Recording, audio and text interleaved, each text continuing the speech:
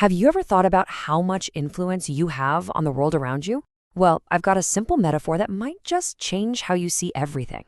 It all boils down to two things you see every day: a thermometer and a thermostat. So here's the big question, the one I want you to really think about. Are you a thermometer or are you a thermostat? I know, it sounds like a small difference, but trust me, it's absolutely everything. Okay, so let's break it down. A thermometer, it's totally passive. It just tells you the temperature of the room it's in. But a thermostat, that's a whole different ballgame. A thermostat is an agent of change. It doesn't just read the room, it decides what the temperature is gonna be. It actively influences its surroundings. So first up, let's look at the danger of just reflecting your surroundings. This is a bit of a cautionary tale, a story about what happens when you're just a thermometer. I want you to meet Bob Hayes. Back in the 1960s, this guy was an absolute legend. He was an Olympic hero, an all-pro football star for the Dallas Cowboys. Seriously, he was at the very top of his game. And to give you an idea of just how great he was, get this. During the 1964 Olympics, he ran the last leg of the 400-meter relay in a mind-blowing 8.6 seconds.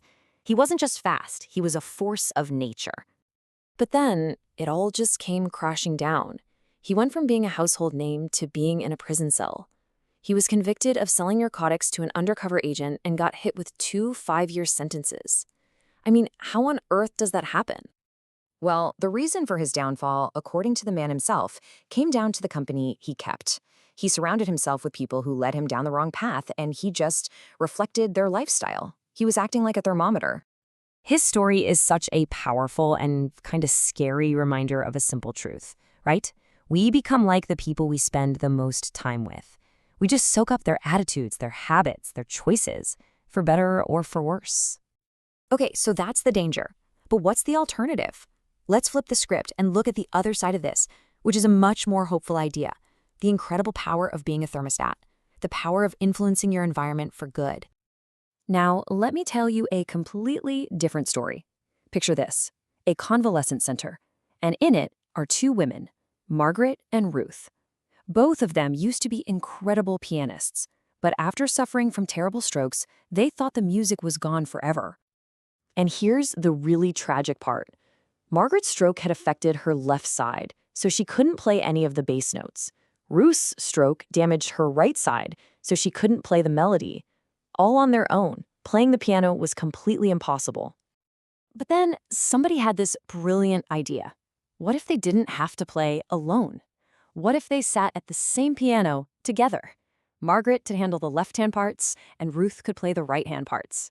They decided they were going to change their situation. And you know what happened? Beautiful music. They became thermostats.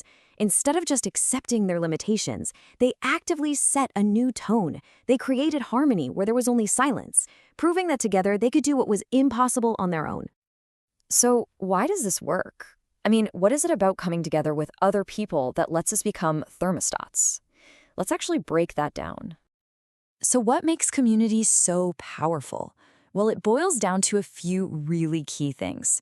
First, our weaknesses get covered by other people's strengths, just like with the pianists. Second, we are just plain smarter as a team than we could ever be alone. And finally, there's courage in numbers. We're simply braver together. You know, this idea isn't new at all. Think about why the disciples were sent out in pairs. The thinking was so simple but so profound. When one person is feeling weak or discouraged, the other one can be strong for them. It's a perfect model for how we can support each other. So all of this brings us right back to you. We've seen the danger of being a thermometer and the amazing power of being a thermostat.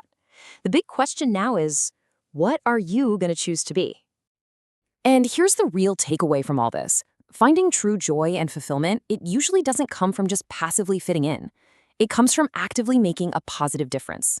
When you choose to be an agent of change, a thermostat, you don't just change your environment, you find a much deeper sense of purpose. So as we wrap this up, I'm going to leave you with that one big question. I want you to look around at your family, your friends, your job, your community. Don't just read the room. Decide what kind of room you want it to be. What temperature will you set?